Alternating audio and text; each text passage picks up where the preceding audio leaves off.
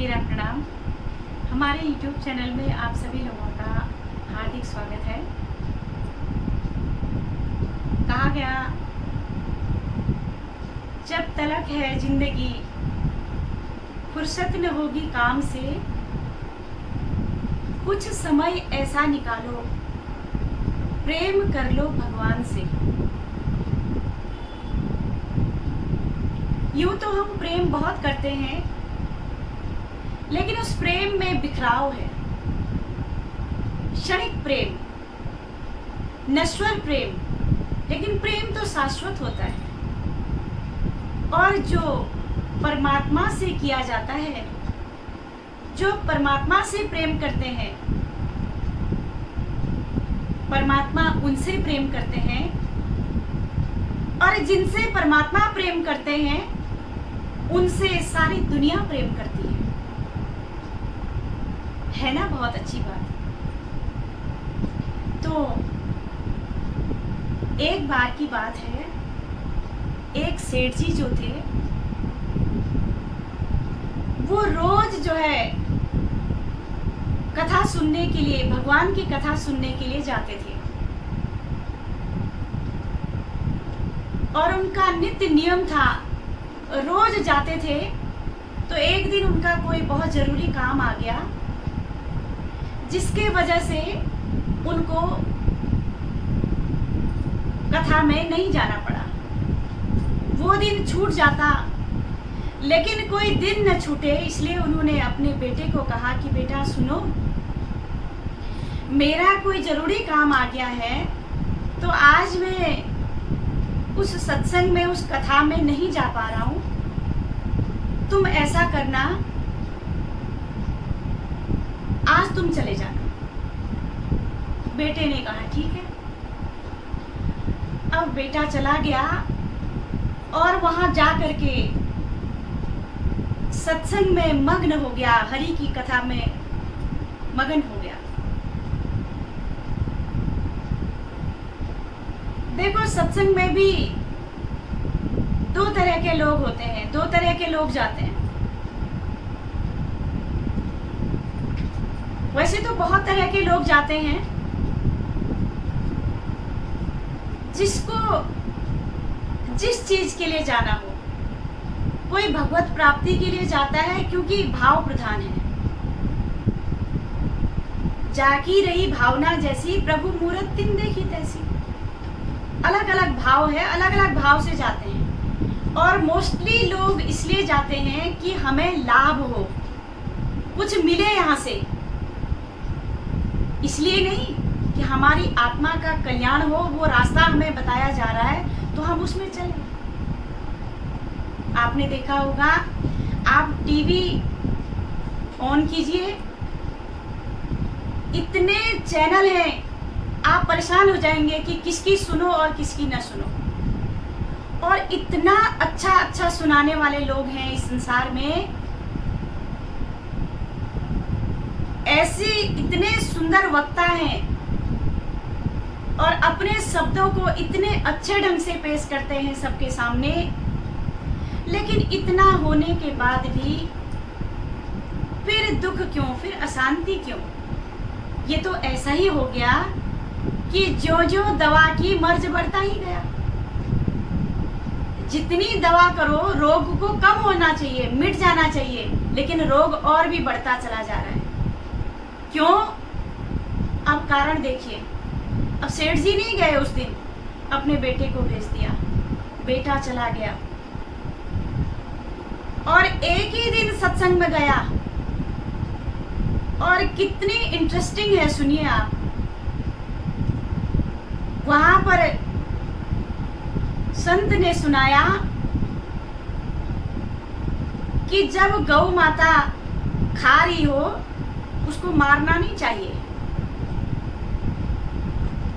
उस दिन का मेन टॉपिक वो था।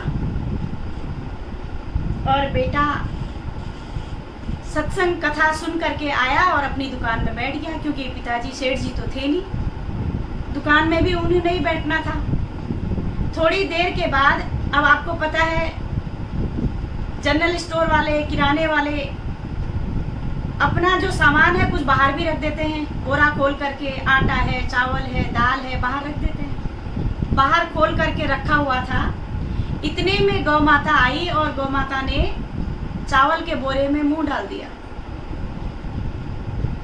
कुछ खाया, कुछ नीचे बिखेर दिया। अब जब शाम को जो है सेठ जी आए, उन्होंने देखा कि भाई ये कैसे चावल बिखरे हुए हैं। तो बेटे ने कहा कि पिताजी, आप ही ने तो कहा था मुझे कि आज तू चले जाने मेरी जगह सत्संग में कथा सुनने के लिए।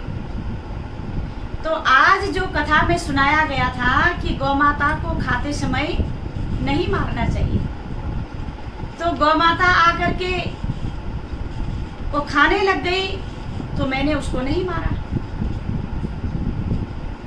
तो सेठ जी कहते हैं, अरे बेटा, अगर ऐसे ही तूने ये कथा और सत्संग सुन लिया तो हमारा घर कभी नहीं बसेगा, हम तो ऐसे ही लुट जाएंगे। तो बेटा समझा नहीं, कहने लगा पिताजी तो आप तो रोज जाते हो, आज तक तो हमारा कभी कुछ ऐसा नहीं हुआ। बोला बेटा मेरी बात कुछ और है। बेटे ने कहा पिताजी आप बताइए, क्योंकि देखो आप लोग जानते हैं कि माता पिता के जो गुण होते हैं, जो हम बचपन से अपने बच्चों को सिखाएंगे, बच्चे कुछ न कुछ माता पिता के गुण तो बच्चों में आते ही आते हैं। तो वह कहने लगा कि आप मुझे बताओ। तो वह सेठ जी कहने लगे कि देख बेटा, मैं इतने साल से जाता हूँ और मैं क्या करता हूँ, मैं एक चादर ले जाता हूँ और उस चादर में बैठता हूँ, और जब मैं घर में आता हूँ, घर आने के टाइम में उस चादर को मैं झाड़ के आता हूँ कि महात्मा जी आपने जो सुनाया वो सब आपके पास, और मैं तो वही करूँगा जो मैं पहले से करता आ रहा हूँ। तो जाने का क्या फायदा, पूरी जिंदगी हो गई सत्संग और कथा सुनते सुनते, लेकिन जीवन में कोई बदलाव नहीं आया, परिवर्तन नहीं आया। जीवन कहां से कहां चला गया, फिर भी जीने का ढंग नहीं आया। जीवन खत्म हुआ तो जीने का ढंग आया, जब सम्मा बुझ गई तो महफिल में रंग छाया। जीवन खत्म हुआ तो जीने का ढंग आया,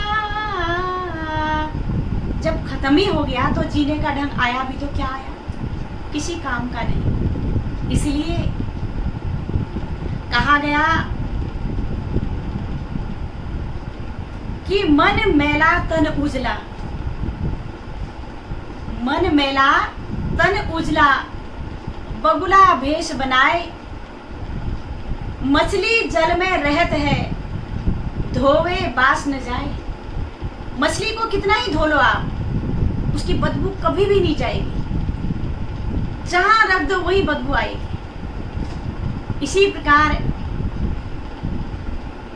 यही कहा कि मन के अंदर मैल हो और बाहर से साफ सुथरे सफेद कपड़े पहने हो। जैसे बगुला कितना सफेद और स्वच्छ होता है, एक टांग पर खड़ा रहता है और ध्यान भी ऐसा लगाता है, सिर्फ एक टांग में खड़ा रह करके खाता क्या है, वही कीड़े मकोड़े। तो ऐसा ध्यान, बगुले वाला ध्यान नहीं करना है। हमें उस हंस की तरह इस संसार में रहना चाहिए, जो हंस के आगे अगर आप दूध और पानी का मिश्रण रख दो तो हंस की चोंच में एक तासीर होती है, वो दूध को अलग और पानी को अलग कर देता है। तो जो इस संसार में हंस प्रवृत्ति के संत होते हैं, जो सार और असार को, इस संसार के अंदर सब तरह के तत्व हैं पर उन सारे तत्वों में से उस आत्म तत्व का जो सार होता है, वो जो हंस रूपी संत होते हैं, जो सज्जन होते हैं, वो निकाल लेते हैं। तो हमें भी बगुला नहीं बनना है, हमें भी हंस बनना है।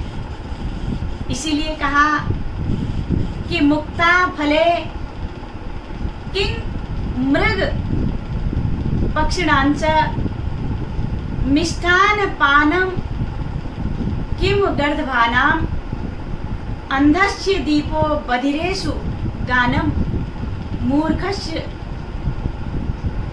कह शास्त्र कथा प्रसंग। शायद आप समझे होंगे कि मोती पक्षियों के आगे आप मोती बिखेर दो और गधे के आगे तरह तरह के मिष्ठान रख दो, मिठाई रख दो, और अंधे के आगे पूरा डेकोरेट कर दो, लाइटें लगा दो, झूमर लगा दो, बहुत सारा प्रकाश कर दो, और बहिरे के आगे एक से एक तान, एक से एक राग आप सुना दो, कोई फायदा नहीं। इसी प्रकार जब हमारे अंदर हम विवेक को जागृत नहीं करेंगे तो कितना ही अच्छा सत्संग सुना दें, कितनी ही अच्छी कथा कर लो, और चाहे कितने ही टीवी के चैनलों में आप सुन लो, लेकिन अगर अपने जीवन में परिवर्तन नहीं लाया गया तो सब कुछ बेकार है। तो इसीलिए सुबह उठ करके, प्रातः काल ब्रह्म मुहूर्त में उठ करके उस परमात्मा का चिंतन करें, उसकी याद करें। बड़े सौभाग्यशाली होते हैं वो लोग जिनको मानव शरीर मिलता है। इसीलिए साथ ही सारे जगे तू ना जागा, झोलियां भर रहे भाग्य वाले, लाखों पतितों ने जीवन संभाले, रंग राजा बने प्रभु रस में सने, कष्ट भागा साथी सारी जगे तू ना जागा, बेला अमृत गया आलसी सो रहा, बन अभागा साथी सारे जगे तू ना जागा। मानो कुछ भी न तूने बिचारा, सर से ऋषियों का ऋण ना उतारा, सौदा घाटे का कर हाथ माथे पे धर, रोने लागा साथी सारे जगे तू ना जागा। बेला अमृत का समय चला गया और आलसी सोया हुआ है। अभागा बन करके सोया हुआ है। मनुष्य होकर के भी, भाग्यवान होकर के भी अभागा। वैसे मेरी ये बात बहुत सारे लोगों को चुभ सकती है, उसके लिए माफ कीजिएगा। जिन लोगों को देर तक सोने की आदत है उन लोगों से मैं माफी मांगती हूँ, वो बुरा न माने, ये उनकी अपनी जिंदगी है। लेकिन जो एक सार, जो सही बात है वो यही है कि ब्रह्म बेला में उठ करके, क्योंकि पशु पक्षी भी अपना घोंसला छोड़ करके वह भी निकल जाते हैं और शाम होते ही वह अपने घोंसले में वापस आ जाते हैं। इसीलिए मेरो मन अनंत कहाँ सुख पावे, जैसे उड़ जहाज को पंछी फिर जहाज पर आवे, मेरो मन अनंत कहाँ सुख पावे। इसलिए सुबह उठ करके परमात्मा का चिंतन करें, ईश्वर का ध्यान करें। इन्हीं शब्दों के साथ आज के लिए इतना ही। आप सभी लोगों को मेरा प्रणाम। Like, subscribe, and press the bell icon.